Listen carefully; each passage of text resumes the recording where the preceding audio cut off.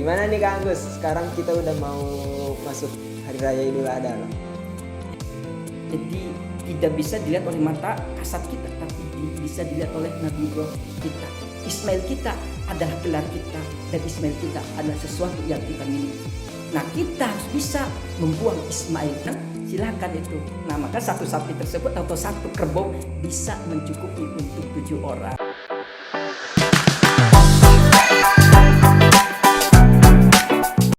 Assalamualaikum warahmatullahi wabarakatuh.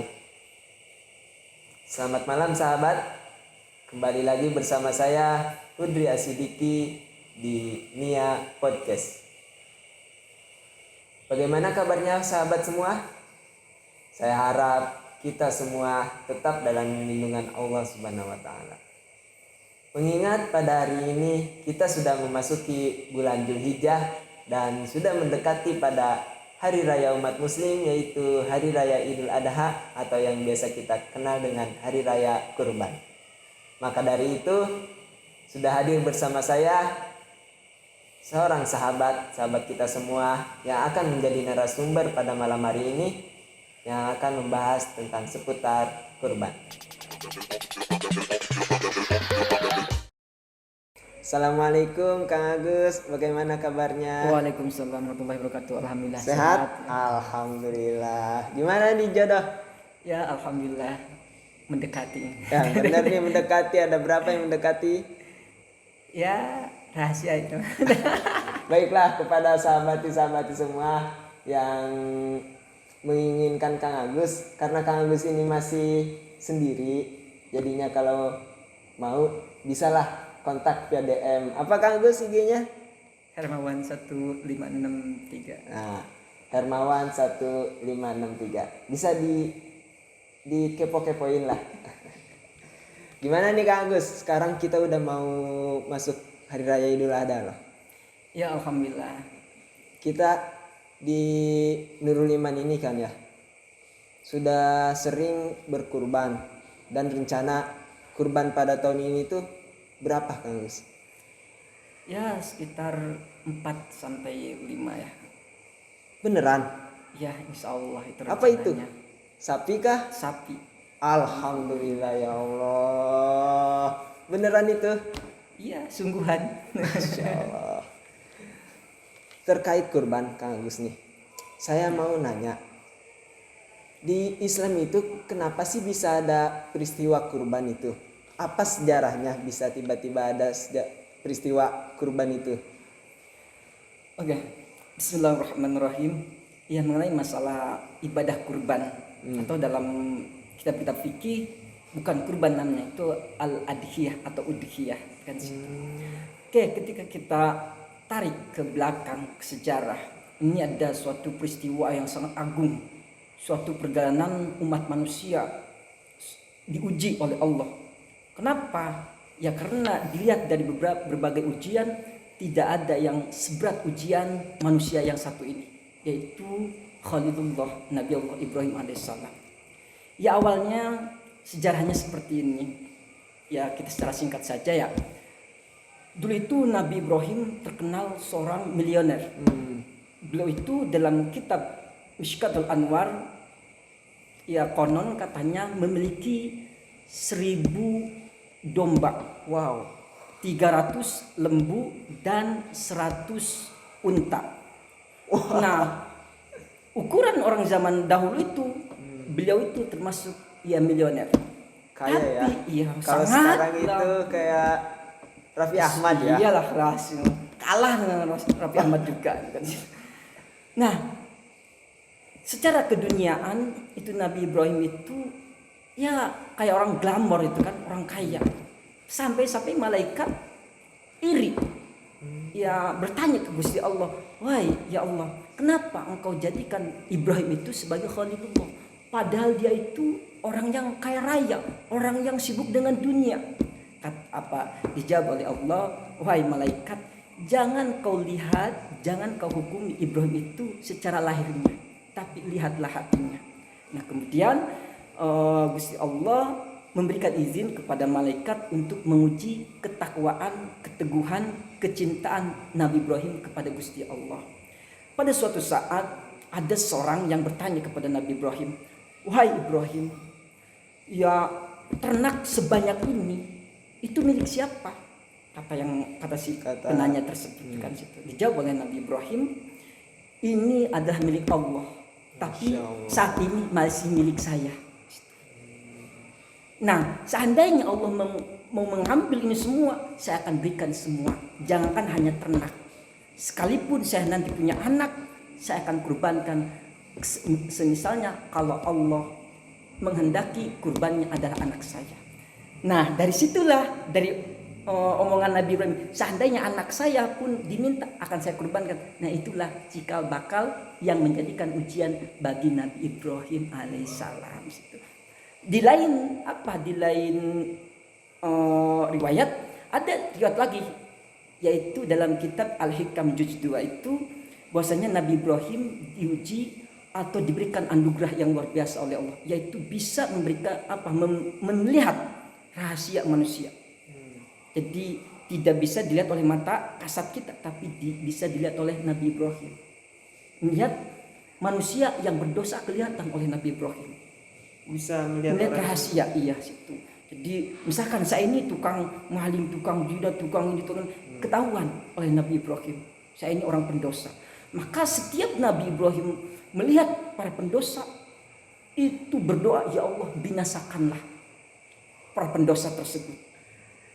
Kemudian oleh Allah Nabi Ibrahim diuji, "Wahai Ibrahim, kan situ, saya ini adalah Maha Pengasih, saya ini adalah Maha Penyayang.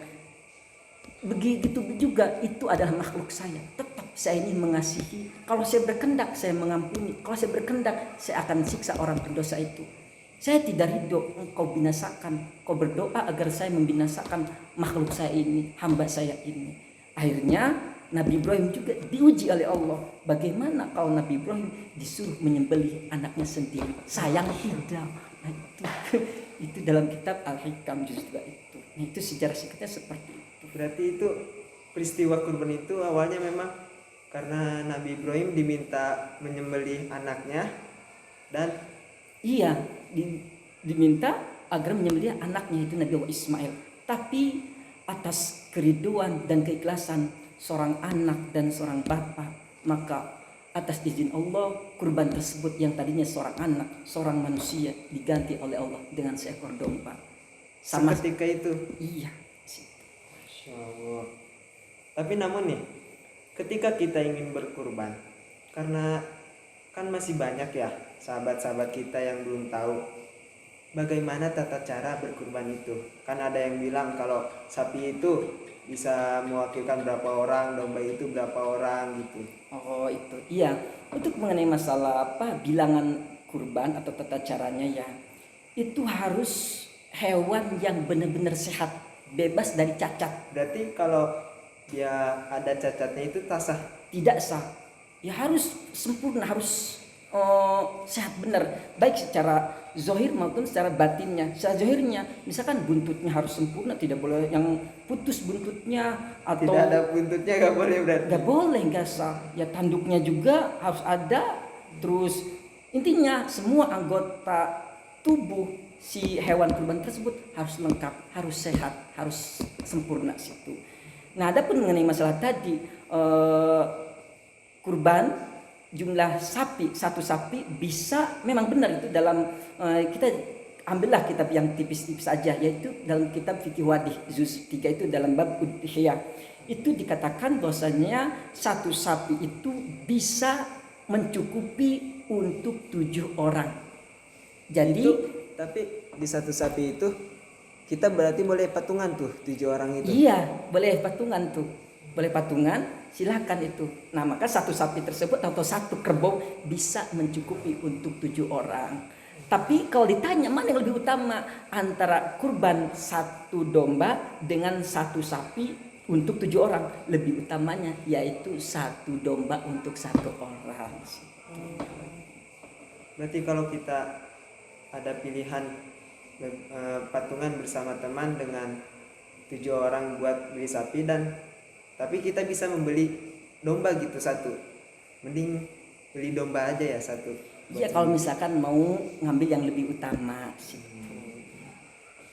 Kalau tata cara buat motongnya harus baca apakah? Ya jelas itu harus Bismillah, Bismillah, terus baca sholawat, dan si hewan kurban tersebut harus dihadapkan ke kiblat, harus menghadap kiblat. Berarti kalau tidak ngadep kiblat nggak boleh ya? Ya sebenarnya haram enggak, kan, cuman kan itu tuntunannya, dengan tuntunannya, itu adab-adabnya itu kan sih. Dari semua peristiwa kurban ini pasti ada dong hikmah-hikmahnya yang bisa kita ambil. Oh jelaslah, setiap peristiwa bagi orang yang akilun sohihun, akal yang soheh, itu jelas pasti ada ibrohnya, pasti ada hikmahnya. Nah mengenai masalah peristiwa kurban, hikmah dari kurban ini yang perlu kita ambil adalah pertama adalah tarbiyah, pendidikan. Yaitu pendidikan orang tua terhadap anaknya. Tidak akan muncul seorang anak yang bernama Ismail itu terkenalnya seorang anak yang soleh, seorang anak yang patuh terhadap orang tua. Tidak mungkin terciptanya anak yang soleh kalau tidak ada ibu yang solehah atau istri yang solehah. Anak yang soleh terlahir dari istri yang solehah, dan tidak mungkin tumbuh atau terciptanya seorang istri yang solehah kalau tidak ada suami yang soleh. Maka inilah untuk kita pelajarannya, salah satu yang pertama adalah tarbiyah keluarga orang tua terhadap anaknya, terhadap istrinya. Kalau suami bisa membimbing anaknya, membimbing istrinya, insya Allah akan terlahirlah anak yang soleh dan solehah. Kemudian hikmah yang selanjutnya adalah ini lebih posan ke spiritual moral. Dalam kurban ini tentunya harus ada yang kita korbankan. Maka oke lah, kenapa orang bisa berkorban sapi sampai kambing dan macam yang lainnya? Itu karena orang tersebut sudah bisa mengorbankan egonya, sudah bisa mengorbankan nafsunya itu. Maka dalam kaidah juga ada, setiap kita adalah Ibrahim dan setiap kita adalah pasti memiliki Ismail. Mungkin Ismail kita adalah harta kita, Ismail kita adalah istri kita, Ismail kita adalah anak kita, Ismail kita adalah gelar kita, dan Ismail kita adalah sesuatu yang kita miliki. Nah kita harus bisa membuang Ismail itu semua agar kita ini menjadi abdun sholihun, hamba yang bertakwa. Dan ini adalah salah satu pembuktian cinta seorang hamba kepada Sang Khalik, yaitu Allah Subhanahu wa Ta'ala. Di hari raya Idul Adha itu kita memang diharamkan untuk puasa ya Mas? Yaitu diharamkan itu pada tanggal 10, 11, 12, 13. Nah ini dikenal atau disebut dengan hari tasyrik. Itu. Iya. Dan waktu itu juga masih diperbolehkan waktu pelaksanaan kurban. Yaitu pada tanggal 10, 11, 12, 13. Di hari raya pertama itu tanggal 10 kita tidak sempat, boleh tanggal 11 atau tanggal 12-nya. Boleh. Pokoknya dari mulai diperbolehkannya melaksanakan sholat Idul Adha sampai sebelum azan asar di hari terakhir tasyrik, yaitu tanggal 13.